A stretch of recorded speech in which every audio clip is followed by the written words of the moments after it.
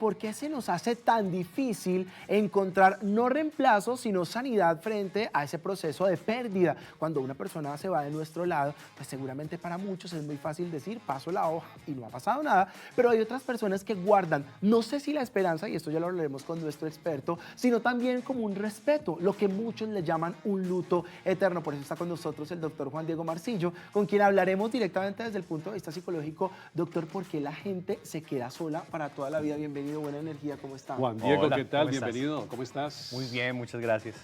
Bueno, doctor, pues respondamos esa pregunta porque me parece pues bastante interesante cuando la gente dice, ¿cuántos años llevas sola? Esto pasa mucho con las abuelas y las mamás, ¿no? Que enviudaron muy jóvenes y toda su vida estuvieron solas, al cuidado de sus hijos, claramente, muy pendientes del hogar, pero nunca se dieron la oportunidad con otra persona. ¿Por qué la gente se bloquea así? Bueno, digamos que hay múltiples explicaciones que podrían tener pues la explicación a esto y podría ser aspectos culturales, aspectos familiares, recursos emocionales. Hay personas que dicen, no, yo nací para una sola persona, entonces pues ya me quedo sola, prefiero así, o prefiero que a mis hijos los críe yo y no un padrastro que les pueda hacer daño. Entonces hay múltiples formas o explicaciones en las cuales una persona decide estar sola. Digamos que viendo el ser humano desde una visión muy integral, es múltiples aspectos que podrían dar la respuesta a esta pregunta que tú pues pones acá sobre la mesa. Porque este tema de la viudez, digamos la viudez emocional, puede pasar muchas veces inadvertida por muchas relaciones de pareja. Bueno, digamos que similar a lo que acabo de decir, hay personas que tienen recursos, pocos o muchos, para poder identificar que están pasando por una relación sana o insana. ¿O será que nos negamos a aceptarla, Doc? Sí, es probable, digamos que hay un término que es la negación de... Forma parte de las etapas del duelo, además, es la primera. Exacto. Exacto, entonces digamos que en el término de la viudez emocional es complejo y es distinto. Digamos que la viudez emocional no es un término como tal que esté en un manual diagnóstico, más bien es como una metáfora en la cual las personas se van incluso estando, ¿sí? Es como que la persona puede estar con su pareja, pero aún así sentir de que no tiene una pareja. Entonces es todo un concepto complejo que hay que abordar y que hay que precisar también para poder comprenderlo. Pues cuando uno habla de viudez, básicamente uno entiende que murió algo o murió alguien, digo, en términos que podamos entender todos, entonces uno dice, no, se quedó viva, seguramente pues el esposo murió, es como lo que tenemos en un contexto social, pero expliquemos esto que acabas de decir porque es muy importante. Muchas veces uno está viudo emocionalmente, pero está casado y hay una relación de años y años, digo muchos años, y me sorprende mucho porque pasa que el trato, mientras o conforme van pasando los años en relaciones antiguas, pues va siendo diferente, entonces empezaron a decir amor, amorcito, mi amor, amor de mi vida, vida, revida, mi mega vida, y luego ya se empiezan a decir papi, mami, y luego ya van terminando diciendo el nombre, vea Esperanza, y uno, ¿por qué cambia todo? Y luego ya ni dormimos en la misma cama, y luego ya, ¿qué importa lo que pase si comió o no comió? Eso es estar viudo emocionalmente, por ejemplo, irse transformando al punto de uno decirle a su pareja el nombre. Por ejemplo, no sé si tan a ese nivel, porque de pronto dentro de las dinámicas habrán personas, no sé si ustedes han escuchado sobre los lenguajes del amor, por ejemplo. Entonces a uno les gustan las palabras de afecto, los detalles, ¿cierto? Detalles, los regalos. Pero referente a lo que estás diciendo, tiene todo el sentido del mundo. Es una transformación de la relación. Nadie empieza una relación conociendo a alguien que fue malo desde el principio, sino que esto se va transformando y a medida del tiempo, a medida que pasa el tiempo, esa transformación nos va mostrando de que hay personas que van enfriando su relación. Ya el tiempo de calidad no es el mismo, no hay una intimidad profunda respecto a un vínculo emocional y todo eso pues va afectando a alguna de las partes. Usualmente siempre es a una parte más que a la otra y a esta parte que de pronto sí está con ese interés de amar, de recibir y de dar, pero que no recibe lo mismo de la otra persona, pues va sintiendo esas carencias que al final se convierte como en estoy con alguien, pero no estoy con alguien, estoy viviendo en la misma casa con alguien, pero siento que es mi roomie. Uy, qué horrible. Durísimo, durísimo, Doc. Pero entonces, de acuerdo a lo que acabas de decir, quiere decir que todas las relaciones en las que estamos de una u otra manera con el tiempo se van a desgastar y vamos a terminar en ese vacío emocional, en esa carencia de afecto. Qué buena pregunta. Sí, pero no necesariamente todas, al igual que las relaciones que estén pasando por una viudez emocional no es que estén condenadas a que ya se vayan a culminar. Digamos que ahí es donde entramos nosotros como profesionales. Si ambas partes llegan a conciliar de que realmente, aunque es difícil, quieren seguir, pues hay posibilidad de ver qué es lo que se puede hacer. Pero claramente todas las relaciones se transforman con el tiempo. Hay un tiempo de enamoramiento, pero esto se va transformando. Uno va conociendo a las personas, no solo lo bonito, lo no tan bonito. Y es ahí donde se buscan estrategias para mantener viva, por decirlo así coloquialmente, esa llama que en un principio estuvo. No va a ser igual, pero pues es el trabajo que hay que hacer. Doctor, si pudiéramos poner una banda sonora basados en lo que usted está contando, yo pondría Costumbres de Rocío Dúrcal.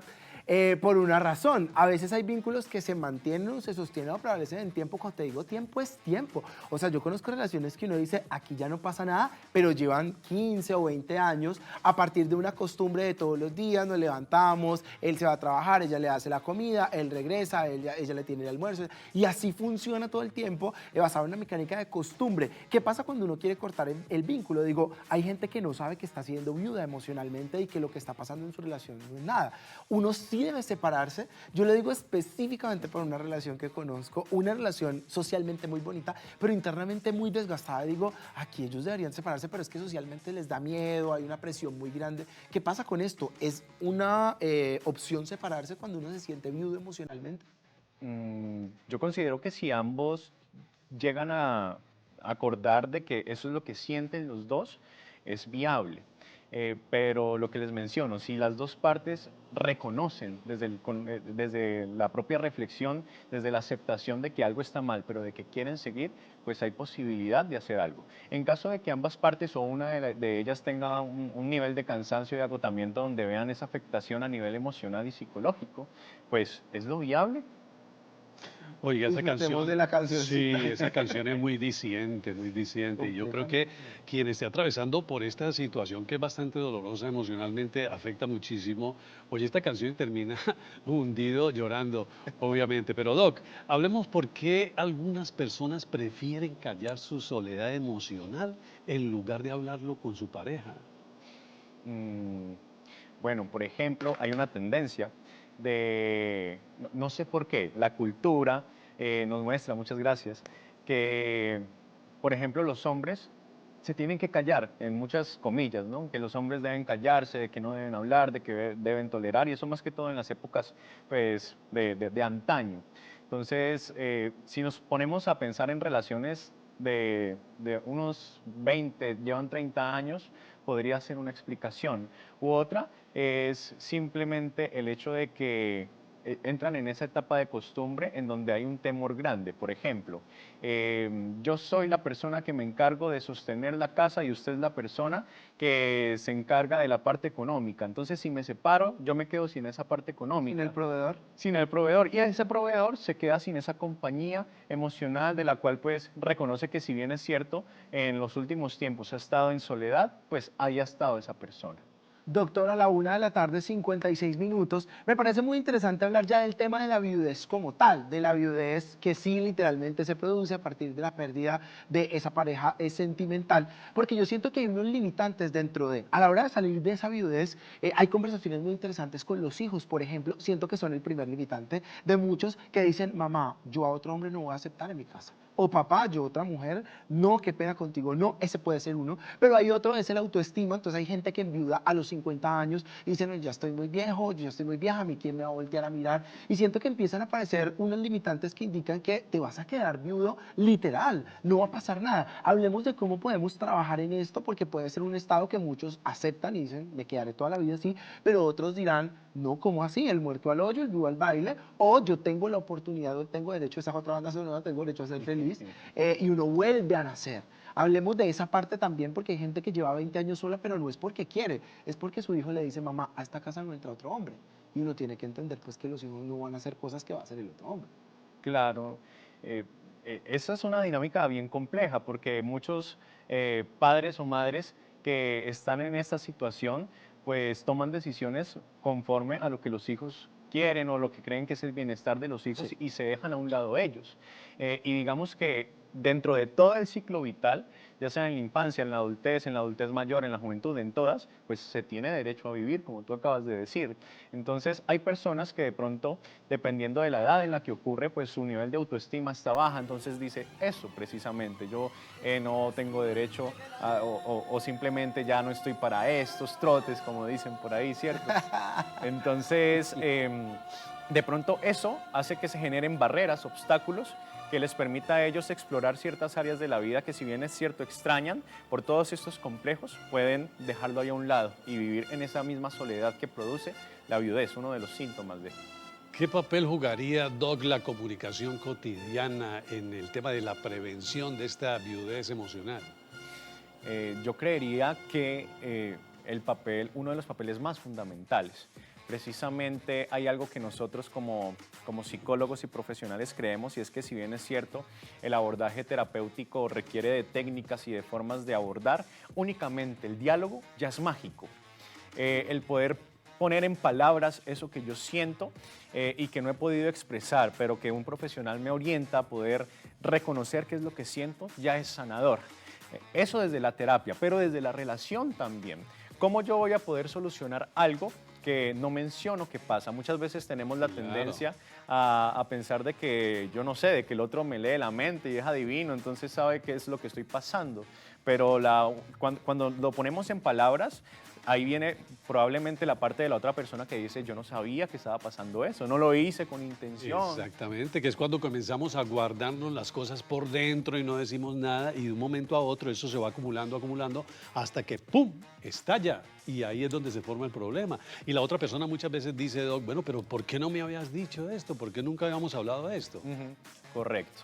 Bueno, Doc, hay otro, digamos que ahorita pusimos en la pareja que ya no está, que está en el cielo, que ya no está en este plano terrenal, pero hay otra forma de vivir esta viudez emocional, y es cuando mi pareja me dice, separémonos, firmamos el divorcio, esa persona se va con otra persona o hace su vida aparte y queda la otra persona con la esperanza, la ilusión, el dolor, el no me va a conseguir a nadie por si de pronto esta persona en algún momento viene, que ha pasado también. O sea, hay gente que se ha separado y a los 5 años ha vuelto con su pareja y muy bonita la historia, pero pues no es el común denominador, y siento que muchos están atravesando esa situación, el guardar la esperanza que en algún momento su relación va a volver, y tienen un proceso de viudez emocional.